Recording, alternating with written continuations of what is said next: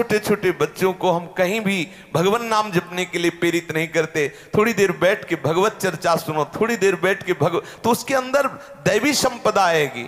हम गंदे दृश्य दिखाएंगे, आपस में सावधानी नहीं रखेंगे, गंदी बातें करेंगे तो संस्कार बन रहे हैं, वही आगे चल करके आसुरी भाव को प्राप्त हो जाता है। बच्चों को कैसी कैसी बातें सिखाई जाती, तभी उनका जीवन अमंगलमय हो जाता है, अपवित्र हो जाता है। और ऐसा है जैसा आप संस्कार डालोगे बच्चों के ऊपर वैसे ही प्रभाव पड़ता है। ऐसे बच्चे हैं, छोटे छोटे बच्चे हैं, चतुरासी जी 50-50 पद चतुरासी जी के याद, पूरी चतुरासी जी याद है। क्यों? उनको ऐसे संस्कार मिले, उनमें रुचि हो गई।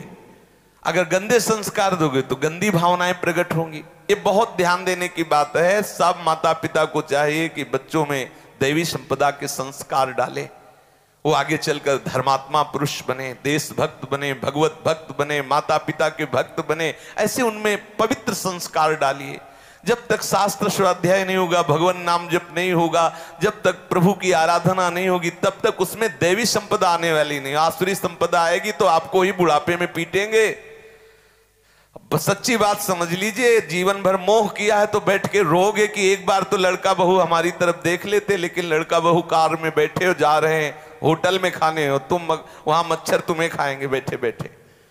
सावधान रहो, अभी से संस्कार उनको डालो भक्ति के, भगवत अनुराग के।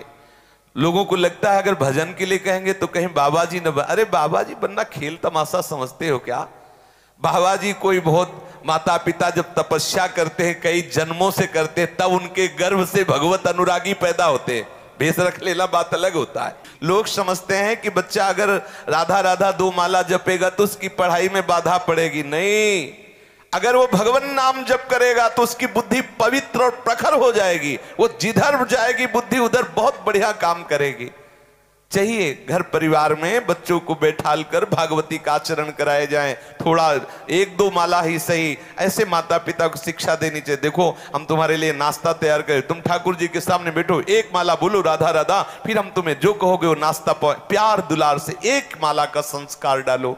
उनकी बुद्धि बहुत तीव्र और पवित्र होगी। जो जिधर लगाओगे, भाई ऊर्जा शक्ति है, जिधर लगाओगे। आप सांसारिक पढ़ाई में लगाओगे तो बहुत अच्छे विद्यार्थी बनोगे, आप संयमी बनोगे, आप जितेंद्रीय होगे, आप धर्मात्मा होगे। हमारी यही समझ में नहीं आता कि कैसे माता पिता हैं जिनके बच्चे शासन में नहीं रहते। बहुत कष्ट होता है। बच्चे, एक माँ कह रही थी कि हमारे बच्चे मांस लाते हैं, मांस बनाते हैं, मांस खाते हैं। ये तुम्हारी कमी है। हमारे प्यार और हमारे शासन में इतनी सामर्थ्य होनी चाहिए कि हमारे बच्चों का मतलब होता है जैसे कुम्हार चाक में रख करके मिट्टी को रूप देता है ना, माता पिता वही हैं, कुम्हार हैं। बच्चे को जैसा चाहे, गर्भ में उपदेश मिला प्रहलाद जी को नारद जी का तो महान भक्त बन गए।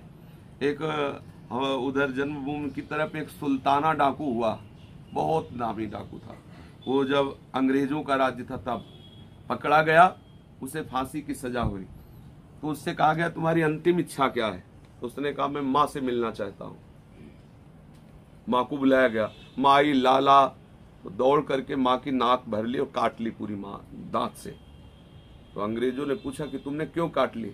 बोले जिस समय हम स्कूल में जाते थे एक पेंशन चुराई थी, अगर उसी समय माँ थप्पड़ मार देती, कहती है बहुत गलत कार्य है, तो मैं आज फांसी पे न चढ़ता। मेरी माँ ने कहा बढ़िया, भले ले आए, लिखने के काम आएगी।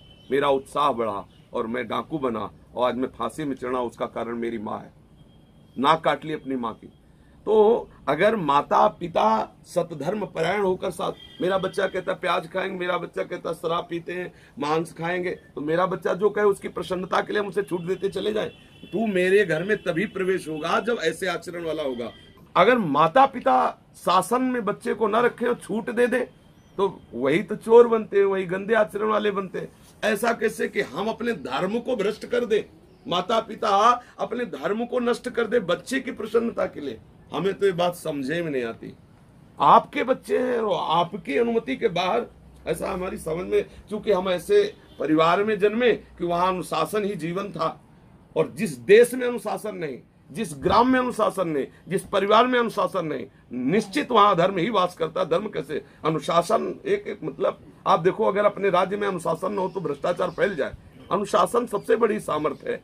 तो इतना मृदु अनुशासन तो होना चाहिए कि बेटा ये गंदी वस्तु है, संत जन मना करते हैं, ठाकुर का भोग नहीं लगता। जब ठाकुर नहीं पाते तो बेटा तुम कैसे पाओगे? अगर हम प्यार दुलार से समझाएं तो बच्चे समझ सकते हैं, नहीं तो अपने प्रेम का हक है कि ठीक है अगर तुम वो पाओगे तो हम घर में नहीं बनाएंगे, बाजार से पाओ और देखते हैं कितने दिन बाजार से पाओगे। हम तुम्हें प्यार नहीं करेंगे अगर तुम प्याज पाओगे, मांस पाओगे, शराब, ये सब हम ऐसा। तो वो शासन एक होना चाहिए।